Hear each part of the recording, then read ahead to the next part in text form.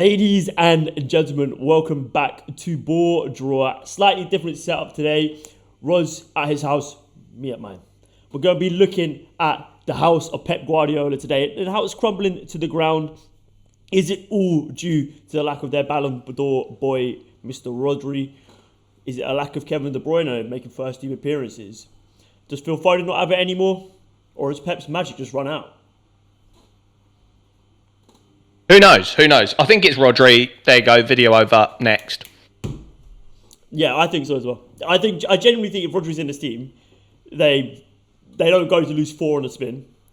And I don't know, when you watch them at the minute, the last few games, ever since Rodri's been out, even the games that they've won, they just don't look like the same team. They don't. Well, yeah, like before the 4 losses, it was a 1-0 scraper win against Southampton. So, yeah, it's been bad for a while. It's been bad since Rodri got injured. But I think there is a little bit more to it. I think Rodri being out is the main issue. Like you said, I think where we talked about in the pod that if Man City are bad, they still get results. That's when you have Rodri firing and you have Haaland firing. But now that they've got no Rodri and Haaland's in a bit of a dip, the games that they would like be poor and get a result, they're now poor and not getting results. Yeah, that's it. And I think what Rodri's sort of undervalued in is his clutch factor. He gets a lot of goals from a deep position. And obviously, Man City's holding midfielder obviously plays like a 10 at most points because they just hold possession so far up the pitch.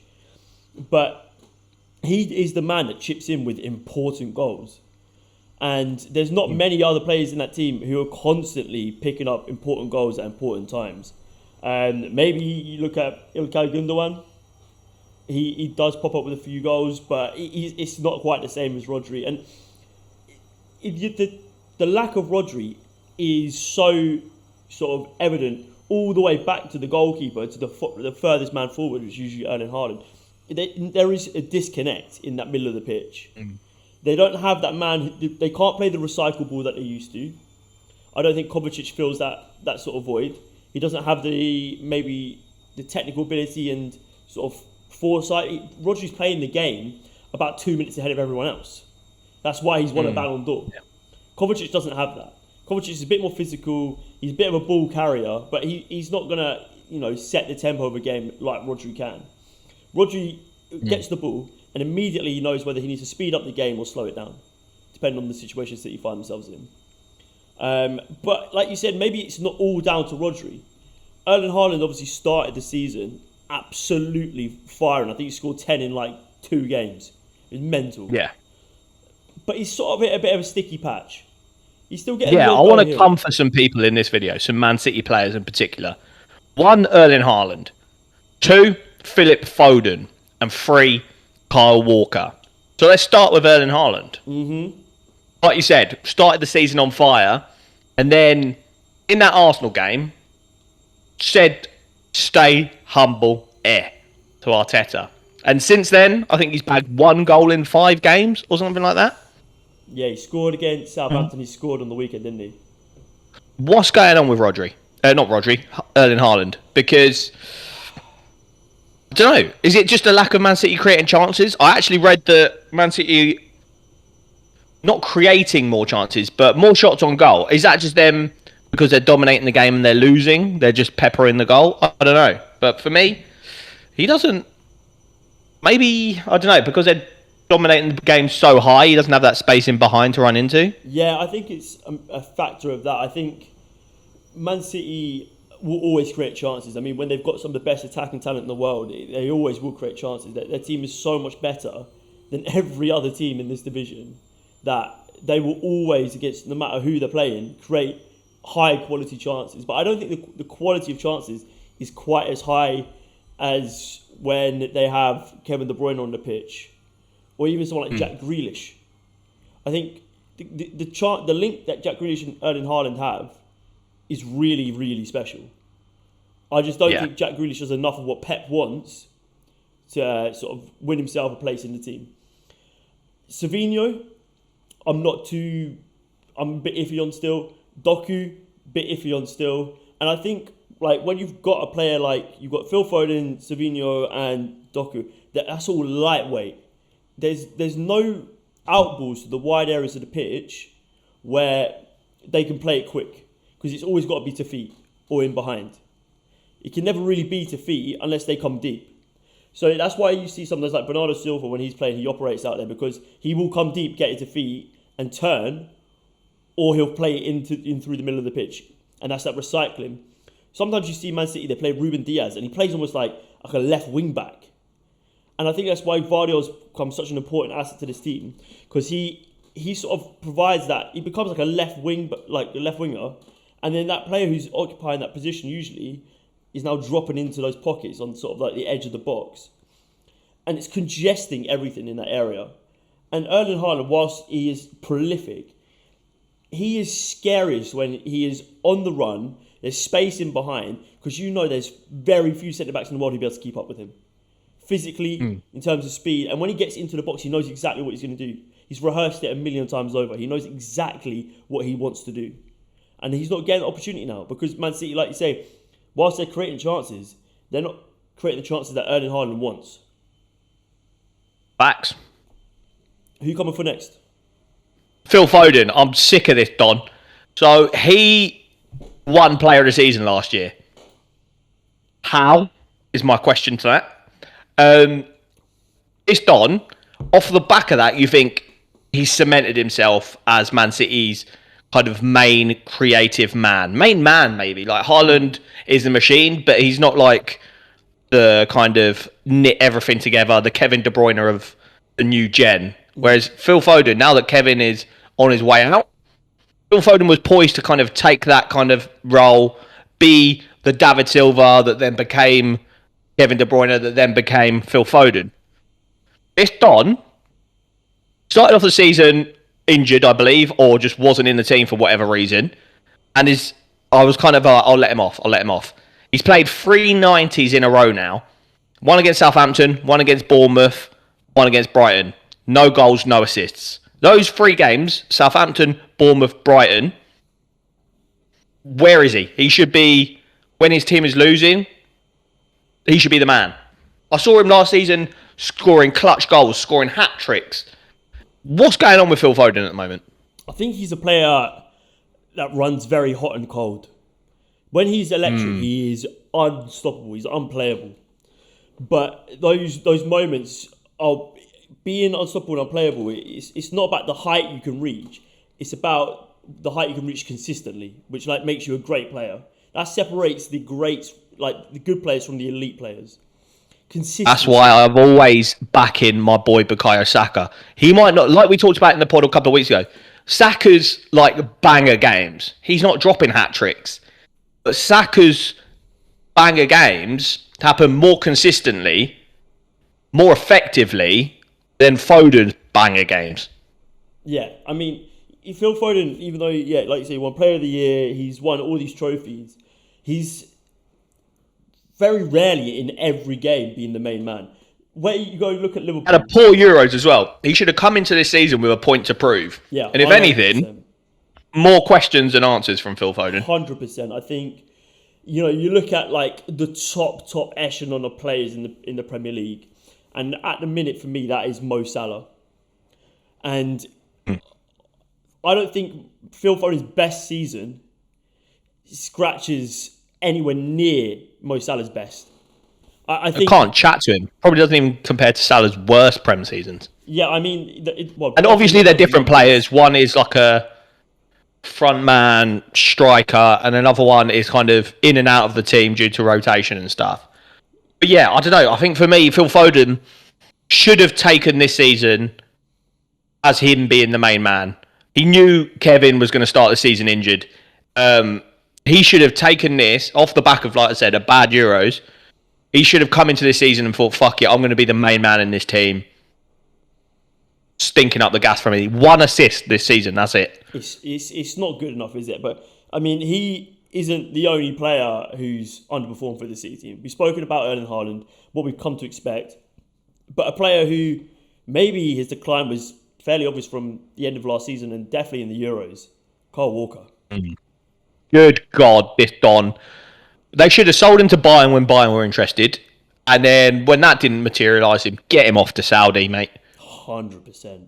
It's Because this been Don, he's getting cooked regularly now. the one thing that never happened to him was he was getting like absolutely roasted. It never happened. You never saw Carl Walker get burnt, but it's happening week in, week out now. It's a regular occurrence, and like we keep saying this, leave before the football leaves you. He's running, and teams are like exploiting him now, because I noticed in the Brighton game, and same with the Bournemouth game, Semenyo and then Matoma, they will just go for Kyle Walker. And Man City have got a problem on that right-hand side now, because Kyle Walker was always there for his kind of defensive stability, in quotation marks. But now that he doesn't offer that, they'll either play him or Rico Lewis. Rico Lewis has like no defensive ability whatsoever, but obviously very good on the ball. But teams now know if they play Rico Lewis, he's going to come into midfield, will exploit that space. If they play Kyle Walker, he'll be a bit more like in position defensively, but we can cook him. Semenyo had him on burners. Matoma, I saw a stat that if you split the kind of pitch into thirds, the left-hand side so the right-hand side for Brighton was like 20% of the attack. Centre of the pitch was 20%, and then the left-hand side for Brighton, right back for Kyle Walker, was 60% where they did their attacks. So it's just, they know this guy is cookable. Maybe we see Man City, like, how do they cover for this? Because obviously we've seen at left back, we've seen the Kanji, we've seen Ake play there, we've seen Guardiola now sort of come in and make that his own, we've seen Rico Lewis play there. Right back, they don't really have the same plethora of options. You could see an Akanji or an Ake probably do the job there. It's been done before. But, you know, you're seeing them bringing in the likes of Simpson Puse into the middle of the park. Can't say that name properly. It's but yeah, it's a weird time, because it's been so long since I've seen Man City with such obvious frailty. It's like you've watched a world great heavyweight boxer, and then he's caught a couple of times in a fight, thinking, "Hold up, something could happen here." And they're just shipping goals. Like here, I'm reading they're conceding 1.17 goals a game, which is up from 0.92. So they're conceding almost 0.3 more goals a game, which is it's just not Man City like. Like we said many times on the pod, like the best teams are built around a rock solid defence, and that's what Liverpool are doing at the moment. Like I don't know how many goals Liverpool have conceded, but like fucking not a lot. Yeah, it's nuts. But I mean, often it happens. Yeah, 6 in 9 games.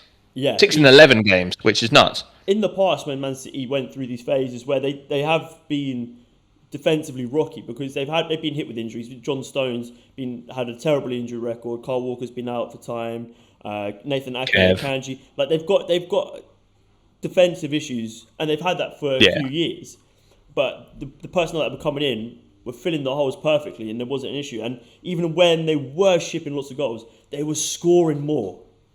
They were scoring more, you know. If they conceded early on, they would go and win against 3-1, 4-1.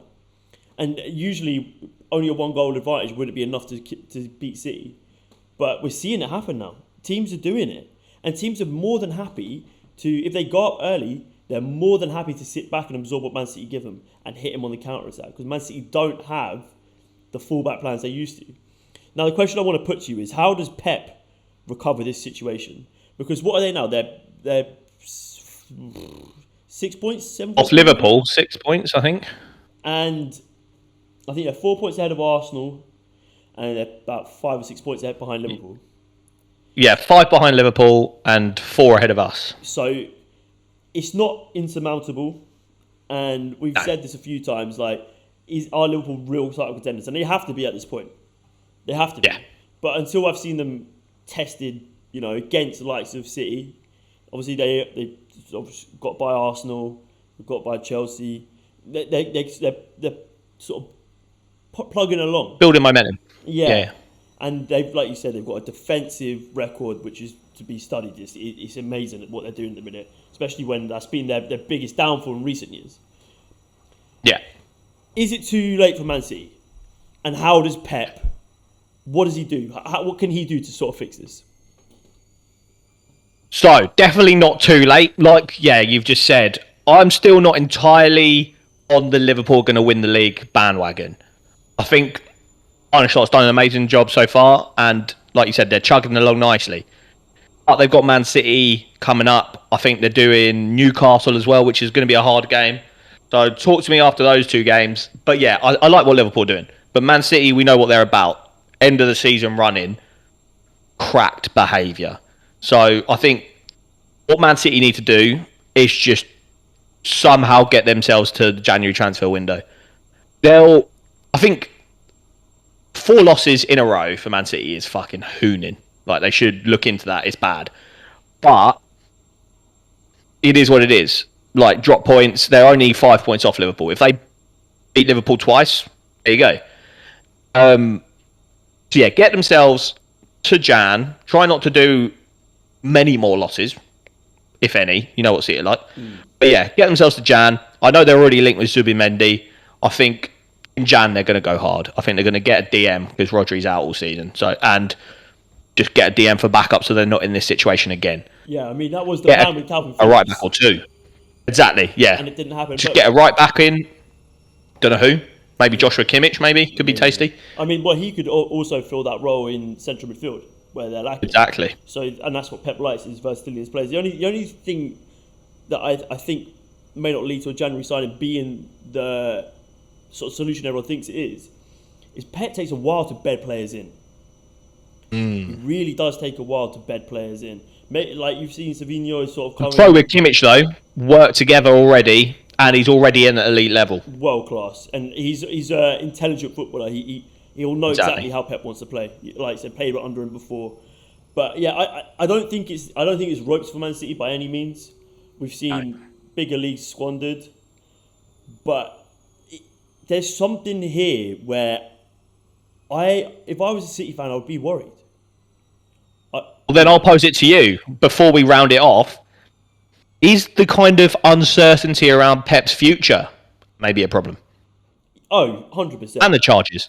I mean, yeah, the charges, this poor run of form, Pep's future, some of the cryptic stuff he's been saying in media conferences and post-game interviews.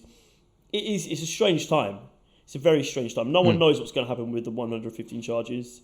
And that's only exacerbated when you've got problems on the pitch, especially when you've been so dominant for so long. Even a small drop in form, like you've lost 4 in a row. Right, one of them's in a cup you don't really care about. One of them is in Champions League, but you're going to progress anyway.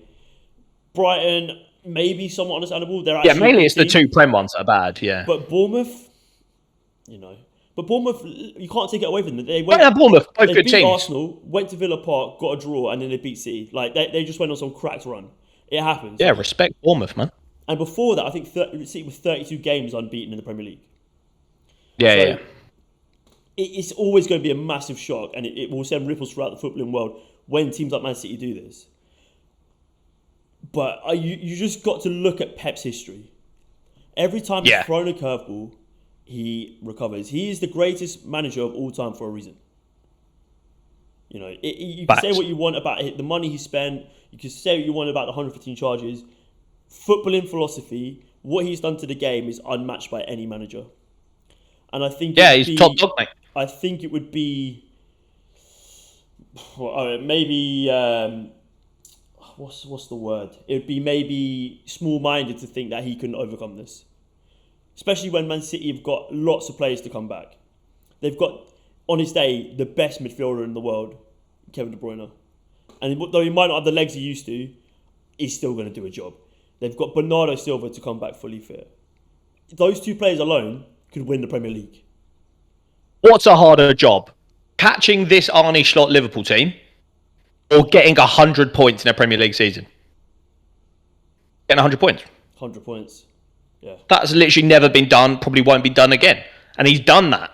So there's nothing in my mind that makes me think he can't catch his Arne Slot's team. Oh, 100%. And do you know, like every team has a stumble in the Premier League. It will always happen. I think even in the Invincible season, Arsenal had a run where they went on like 4 or 5 draws in a row.